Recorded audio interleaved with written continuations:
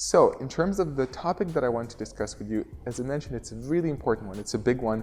It's one that really frustrates the hell out of me, and that's the elitism in traditional martial arts.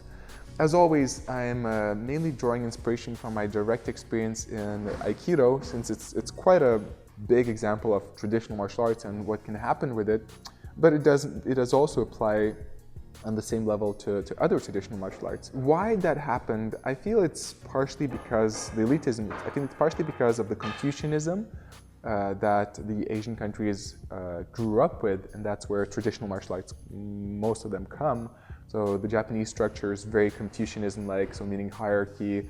The one who has more experience, the older person, knows more, and you don't question him. And obviously China and the countries around it also grew up, it's the origin country of Confucianism. And not to say that Confucianism is a bad thing, it has a great philosophy and ideology, but in some things, there's sometimes inherent problems which I see are a problem in traditional martial arts, and specifically Aikido, and that's elitism. Why does it happen and how does it manifest? So first of all, it's by the sensei or the senior person pretending to be something he's not. So, for example, a sensei, he's back straight, he never swears, he doesn't take a crap, he doesn't go to the bathroom, he's always perfect, which is bullshit. No one is perfect. I've been there, I've seen it, I've tried it. It's just an image which you can really start to get into your head and start to believe in. But the problem is, first of all, the students cannot relate to you. You can kind of become inspiring to the students up to a certain level because they start to imagine, wow, he's perfect and I can be perfect too. But it's bullcrap, as I said, because you're not perfect. Sooner or later, that master guy, he will fail his students, and then the blow is going to be very hard.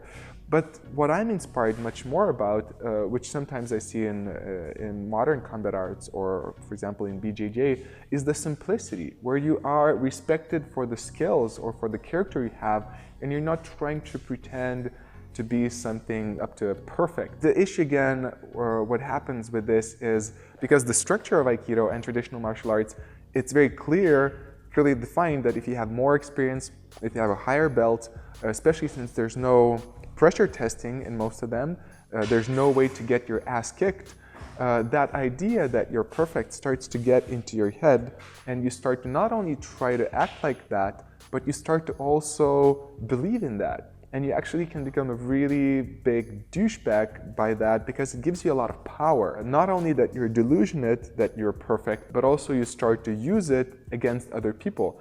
So if somebody comes to your dojo, you can be a real douche to that person by coming up and starting to say how inferior he is, or starting to make him feel bad and showing your superiority.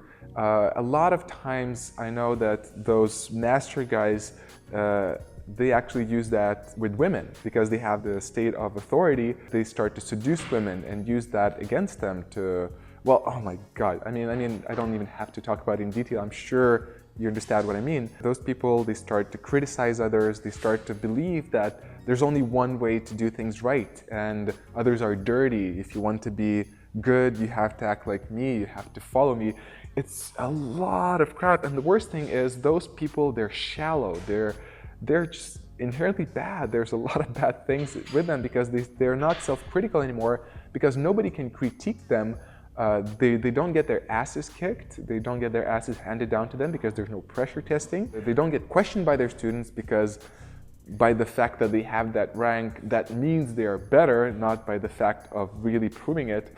And that non-questioning leads them to bad habits of character. And the worst thing is that this circle keeps on turning and turning because their students, they're trying to be like them, and then they bring the same shit to their students, and it's a vicious circle that is hard to pull out from, because if you pull out from that, you feel bad, you feel guilty because you think something is wrong with you.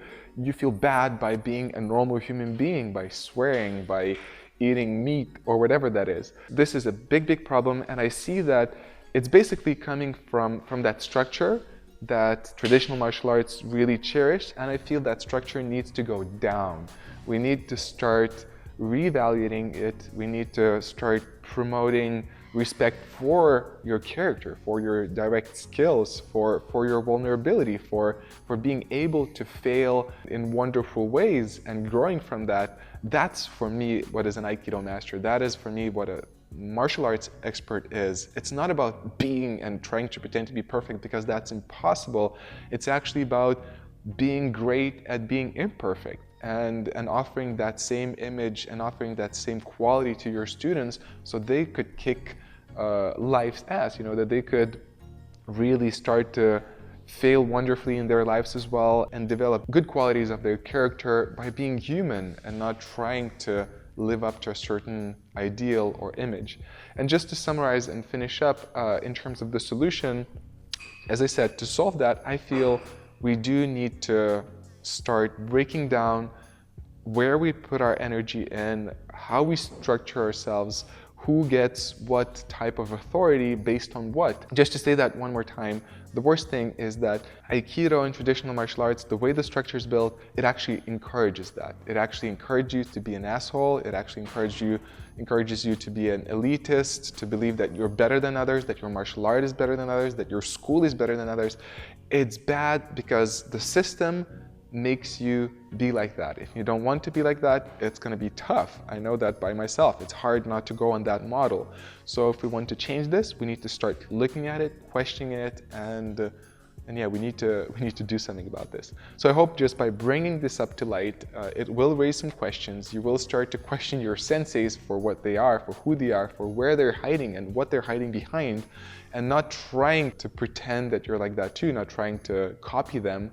And yeah, if you feel I'm wrong, as always, correct me if I'm wrong. I think this is an important topic. I don't think it's wrong to talk about that. But anyway, I'm always up to critique, because if you're not going to pressure test me, then how the hell am I going to evolve? So let's do this. Last thing, I remind you, if you want to check the Patreon page, now somewhere the thumbnail should be there. I'm going to be looking forward for your comments.